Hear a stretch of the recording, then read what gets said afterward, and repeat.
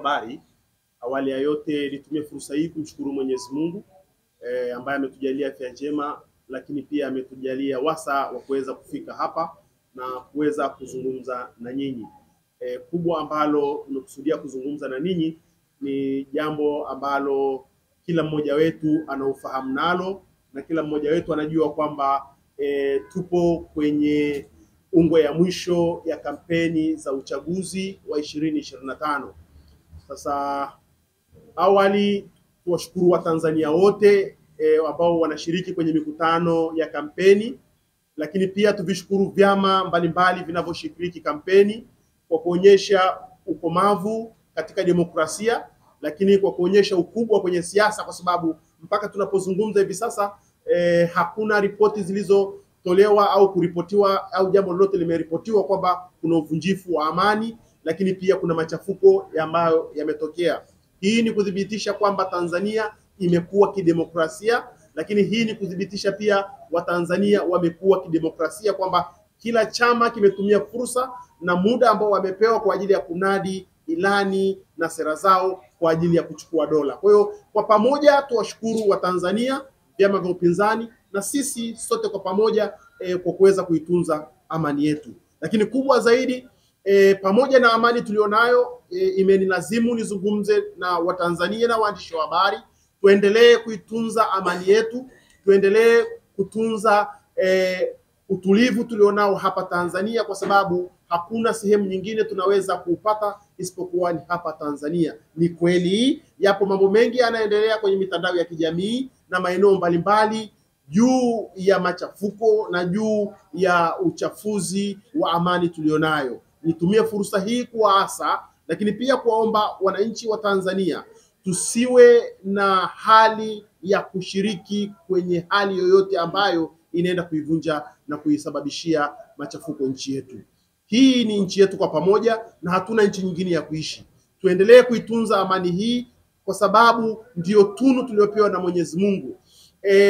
Unapotoka nyumbani kwako kwenda kwenye biashara, kwenda kwenye ofisi, kwenda kufanya jambo lako lolote ambalo unalifanya, ni kwa sababu ya amani iliyopo. Tumesikia kuna migogo, tumesikia kuna maandamano mbalimbali yametangazwa na baadhi ya wanaharakati kutoka maeneo mbalimbali. Nipende kusema kwamba jambo hili tunalilaani kwa kadri tunavyoweza, na tunalilaani kwa nguvu kubwa sana kwa yoyote yule ambaye amejiandaa kwa sababu au kwa ajili ya machafuko ya nchi hii. Na niwahakikishie pia Watanzania, sidhani kama jambo hili linaweza kufanikiwa. Yameitishwa maandamano mengi sana hapa Tanzania. Baadhi ya vijana wamepoteza maisha, baadhi ya watu wamepoteza viungo vya mwili yao kwa kukurupuka. Huu ni wakati wa kujifunza sasa hivi wa Tanzania kwamba hatupo tayari kuona nchi yetu inachafuka. Kwa hiyo tuliombe jeshi la polisi na kuwaomba wenye mamlaka ya kulinda amani ya nchi yetu waendelee kulinda, na wale wote wenye chokochoko na wale wote ambao wanajiandaa kwa ajili ya kuhatarisha amani ya nchi yetu washughulikiwe kweli kweli na wadhibitiwe vizuri mno, kwa sababu nchi yetu ni ya kidemokrasia na nchi yetu ni ya amani. Zaidi ni waombe na kuwataka wananchi wote wa Tanzania tujitokeze kwa wingi tarehe 29 kwenda kupiga kura na kumchagua kiongozi tunayemtaka.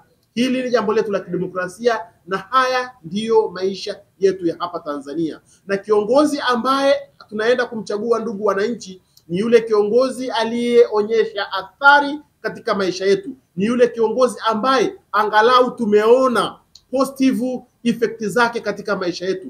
Ni yule kiongozi ambaye tumeona kwamba baada ya kuipokea nchi hii ameweza kuendeleza miradi ya kimkakati, miradi ya kimaendeleo, likiwemo bwawa la Mwalimu Nyerere, kukamilisha kwa reli ya SGR. Lakini huyo ambaye tunaenda kumchagua ni yule ambaye amejenga mashule mbalimbali ya msingi, lakini pia amejenga shule za sekondari. Lakini huyo ndiyo yule kiongozi ambaye ametumia nafasi yake kama rais au kama kiongozi kuchukua takriban shilingi 8,500 ambao wanafunzi wa elimu ya juu waliokuwa wakiishi nayo kwa muda mrefu sana, lakini sasa hivi wanafunzi hao wanaishi kwa shilingi 10,000. Huyu ndio kiongozi tunayemtaka. Lakini ni kiongozi huyu ambaye takriban tangu nchi ipate uhuru, wanafunzi wa elimu ya kati kwa maana ya diploma walikuwa hawana mikopo. Mikopo ilikuwa kwa ajili ya wanafunzi wa elimu ya juu kwa maana ya degree, lakini kiongozi huyu ameamua kushuka na kuanza kutoa mikopo kwa wanafunzi wa elimu ya kati kwa maana diploma.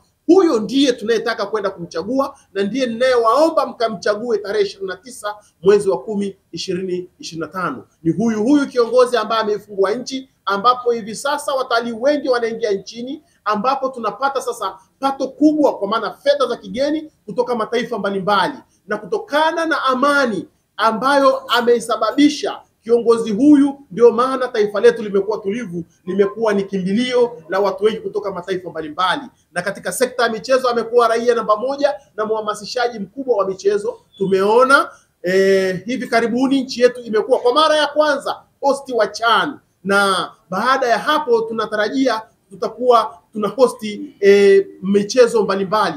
Hii ni kutokana na amani iliyoko Tanzania, lakini miundombinu bora iliyojengwa na serikali ya Jamhuri ya Muungano wa Tanzania imesababisha mataifa ya Afrika kuichagua Tanzania kuwa sehemu ya michezo ya Afrika, na hii imepelekea hata timu zetu za ndani, kwa wale wana michezo, wameona kwamba nchi yetu imepanda mpaka nafasi ya 4 katika bara la Afrika. Huyu ndiye kiongozi ambaye tunataka na tunaomba akachaguliwe tarehe 29 mwezi wa 5 2025. Ndugu wanahabari, sina la zaidi la kuzungumza, niwatakieni kila laheri, lakini sote kwa pamoja, kwa kuwa kalamu ya mwandishi wa habari ndio tunu pekee duniani inayoweza kusababisha jambo fulani kutokea, na waombeni mkatumie kalamu zenu kuweza kuhamasisha amani, mkatumie media zenu kuweza kuripoti amani na utulivu tulionao, lakini kuhamasisha amani. Kubwa zaidi niwatakieni kila laheri, na Watanzania wote kwa pamoja tujitokeze tarehe 29 mwezi wa 10 kwenda kuwachagua viongozi wetu katika nafasi ya urais, wa bunge na madiwani. Lakini na waomba mkaangalie viongozi ambao wamefanya kazi kubwa katika taifa hili tukawachague. Lakini zaidi ni kumtakia Dr. Samia Suluhu Hassan, kumtakia kila laheri katika kinyang'anyiro hichi, na kumwombea Mwenyezi Mungu aweze kumsaidia aweze kushinda na arudi tena. Na nadhani Watanzania hatuna namna nyingine isipokuwa ni kumchagua Dr. Samia Suluhu Hassan aweze kutuongoza tena katika kipindi cha miaka 5. Niwatakieni kila laheri. Mungu ibariki Afrika, Mungu ibariki Tanzania. Asanteni sana. Samia